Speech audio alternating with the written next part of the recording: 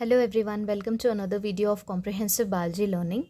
In today's video, we will talk about how the embryo grows after the process of fertilization. Here we are talking about the human reproduction. Okay, the process of reproduction in human beings.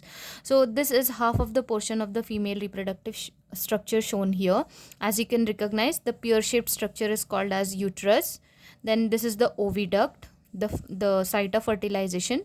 Finger-like structures called as fimbriae. This is the ovary, which is not directly attached to the oviduct. Okay, and below the uterus come the cervix and vagina. So if we start with the first step, ovary after a cycle of every 30 days produces one mature egg. That's the first step. So once the egg is released out, the process is called as ovulation. So release of one matured ovum every month, that is called as ovulation.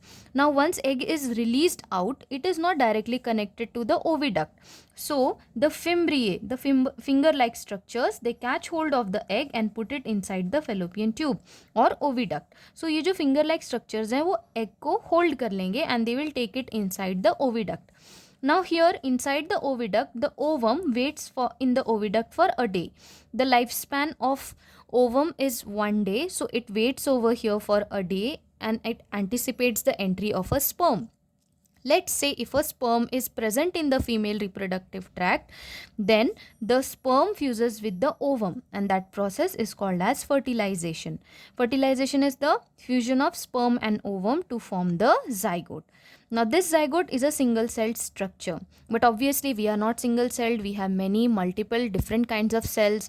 So this single cell starts dividing, and while it starts dividing, it also starts gliding down into the uterus. क्योंकि obviously यहाँ पे इतनी जगह नहीं है कि वो develop हो सके, so it will have to go inside the uterus. Now, as the zygote slides down, it divides into 2, 4, 8, 16 and finally many number of cells of the same type. This type of cell division which occurs in the zygote so that a ball of cells is formed is called as cleavage. Cleavage is the division in zygote to form the embryo. Once a ball of cells is formed, all the cells are of the same type, then the embryo, it attaches to the inner wall of the uterus. The process of attachment of the embryo to the inner wall of the uterus is called as implantation.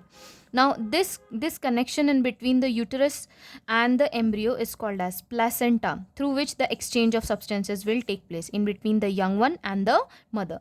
Now once it is attached, further development takes place and there comes a stage where we can identify the body parts of the organism. Such a stage is called as fetus. An embryo with developed body parts is known as a fetus. Once the fetus is made, then only growth takes place, and the growth takes place for the period of almost 36 weeks. So for 36 weeks after the fetus is formed, the embryo starts developing and it grows in size, and after that it is given birth through the birth canal. That process is called as parturition, and this entire process, right from the fertilization to giving birth to a young one, that is called as gestation period. The time duration which starts from fertilization and ends at parturition or giving birth, that is called as gestation period. It is roughly 36 weeks for a human female. The time period between zygote formation and birth is known as gestation period.